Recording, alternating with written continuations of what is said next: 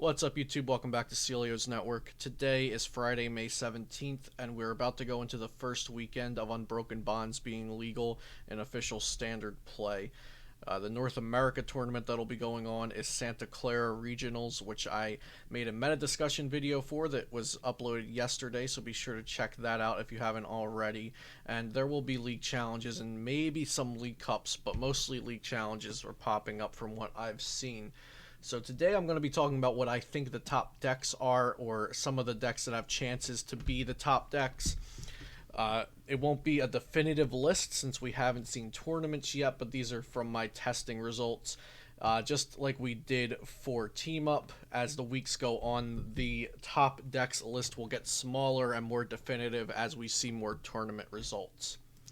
So this is my list of top choices for the first week if I was playing in a tournament. Reshizard, Zoroark, Slowking, Persian, Weezing, Blacephalon GX, Regihoopastall, and Zapdos variants. So it is a large list. Not all of these decks are going to end up being tier 1, but I believe a few of them will be, and the others will be floating around tier 2. So first on the list is Reshizard, and this list is coming from Zach Lesage's Twitter. You can follow him at ZLesage Pokemon. And this is a Reshizard list, and it's the kind of list that I personally really like. Now, this isn't a list I've dived into a lot in testing, but I've been testing against it, not personally with it too much, because it's not really my kind of deck. It's build up a big attacker and blow things up kind of thing. But the Miltank adds a lot more depth to the deck. So you have the escape ropes and the switches and the Guzmas to help move your Pokemon around, and then you can use Miltank's ability to heal from your Reshizard whenever you attach energy, and Welder procs that ability twice, so you can get 2 heals out of a Welder with Miltank's ability, and I think that's really good against 1-prizers. But the deck overall, Reshizard, it's really, really good because it has 270 HP, which is insane, and then Welder helps you accelerate energy to use the Flare Strike attack for 230 damage, 260 with a Choice Band. You're knocking out most things in the format, and whatever you aren't, you can use Double Blaze GX with 6 energy to do 300 damage and go through all effects. So if Flare Strike isn't doing it for you, Double Blaze GX will. Not much more to say about the deck. I just think Zach Lesage has a really great base list to start out with, and you can tinker with it from there. Zoroark, Slowking, Persian. This list is my own. I've updated it just slightly since my YouTube video on it. I took out Oranguru because we're going to be losing the stall anyway because we're only playing Special Energy and we only have 3 DCE, which can be attached to the Oranguru. So Persian's Catwalk allows you to search for any 2 cards if one of your GX were knocked out last turn. And Vengeance can do 190 base damage, 220 with a Choice Band, 240 with a Kukui, which knocks out a Pikarom if you can get Vengeance to its maximum damage. And then Slowking can be used to OHKO Reshizard. So the triple energies are very important in this deck, and you're looking to OHKO big threats with Persian and Slowking. And then Zoroark and the Acerolas can be used against 1-prize attackers like Zapdos decks. I also added the Dedenne GX recently, and I'm working around with that to see if you can trade into a bunch of cards, then Dedenne your hand away to get Pokemon into the discard to power up Vengeance. It seems like a better way to get Pokemon into the discard and maybe draw into your Kukui than just working your way there over multiple turns if you need a burst of discard to go for the OHKO on something like a Pikarom. Next, we've got Weezing. This is one of my personal favorite cards out of the new set, and I'm very glad that archetypes are being built around it. I have 2 variants on this list. This is the first one. This is the one I've done the most testing with. Just Weezing Jirachi. It's pretty straightforward. Jirachi's here to help you see more cards and trainers and supporters, so get yourself going. And Weezing's Detention Gas and Splattering Sludge are both really good assets to have. If you have Detention Gas going and Shrine of Punishments going and you use Splattering Sludge, you're putting potentially 40 damage everywhere plus 40 to the active, and then plus the other procs. You have Tapu Koko, and then a Mimikyu and a Buzzwole as backup attackers since you're running counter energy. But there are a lot of counter attackers you can use, like Frost Rotom for Reshizard, or Larvitar for the fighting week if you don't want to use Buzzwole. You can use Nihilego, maybe put in even a Beast Energy if you're using multiple Ultra Beasts. And then the Mr. Mime is really important for the scoop up block, so you can stop your opponent from using Acerola to pick up their Pokemon with a lot of damage on them.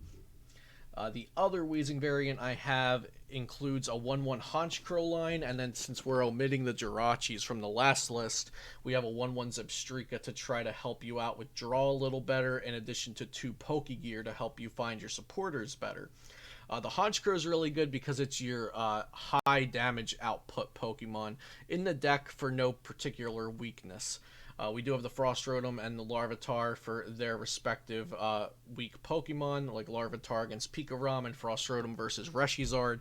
But the Honchkrow for a DCE does 10 plus 10 more for every damage counter on your opponent's board. So if you've had a couple detention gases, splattering sludges, flying flips, what have you, then you can potentially take an Oko with Honchkrow and clear a big Pokemon from your opponent's board. Maybe if it's a tag team, get 3 prizes and then clean up with like a damage swap or something. Next we have Blacephalon GX, which this list again is coming at you from Zach Lesage, his Twitter, Z Lesage Pokemon. I thought this was another really nice base list to see for what the deck could look like. The Reshizard inclusion in it is really cool. I think the Reshizard could actually be great against Stall, so you don't have to power up your Blacephalon to Mind Blown, and then you get rid of your energy, and then Beast Rings aren't really an option in the Stall matchup. So you could just use Reshizard's attack and then switch, or just wait a turn since you're not in a rush to take prizes against Stall. So against Stall and against actually all decks in general, the big buff Blacephalon GX gets is Welder, which allows you to attach 2 fire from your hand to a Pokemon and draw 3 cards.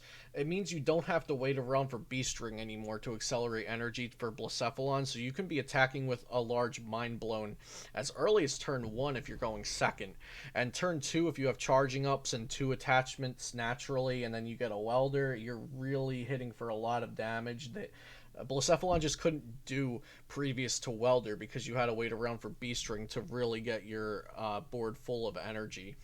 Other than that, I don't think the deck gained too much from this set. I have an Energy Spinner in my list currently, and I've also tried the Salazzle with Roast Reveal, but the Salazzle didn't stick around, and I just put more consistency cards in as of now. So lastly on my main list of decks that I think have a lot of potential are Zapdos variants. I think Zapdos Beasts and Zapdos Jolteon are both very good. I've been doing more testing with Zapdos Beasts, so that's the one I'm going to talk about here. I think the new Spirit Tomb is great. You can put a damage counter on Spirit Tomb once a turn, and then its attack for a Dark, which will be a Rainbow in this deck, does 10 plus 30 for every damage counter on it. So if you have 5 damage counters on it, you can do 160, then with a band 190. So it's just a huge burst of damage out of nowhere, which is kind of what Zapdos decks tried to do. You also have the Buzzwole with Sledgehammer for a big burst of damage, and then the Nihilego that can copy your opponent's attacks for a big burst of damage. And then you have the new Pheromosa Buzzwole Tag Team GX, which can finish a game with Beast Game. If you don't know what Beast Game GX does already, it does 50 damage for a grass. Again, either Rainbow or Beast Energy in this deck. And if you knock out a Pokemon with damage from this attack, you take an extra prize card.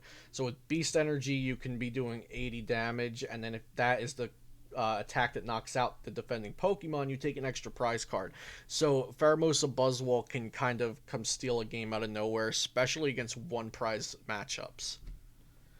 So that is it for all the lists I'll be showing, but the honorable mentions of decks I have are Pikarom, Gramble, and Guardian. I just don't have enough experience or enough faith in my testing with these decks to say they are in my top choices.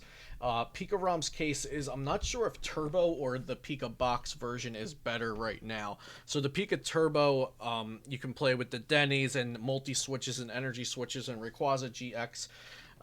To try to just get the turn 1 full blitz every time and turn 2 tag bolt every time. And the Pika Box version will play Zapdoses and Jolteon GX line and things of that nature, and less things that are aggro for the turn 1 full blitz.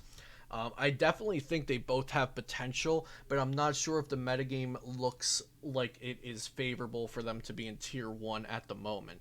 Granbull, definitely just based on my lack of experience and lack of testing and knowledge with the deck and hearing results from other people. I'm not sure it has what it takes to have a breakout performance in Santa Clara this weekend, but possibly later on as the weeks go on with Unbroken Bonds, we can see Granbull make a resurgence because of Red's Challenge, the new supporter card that allows you to discard any 2 cards from your hand and then and search your deck for a card.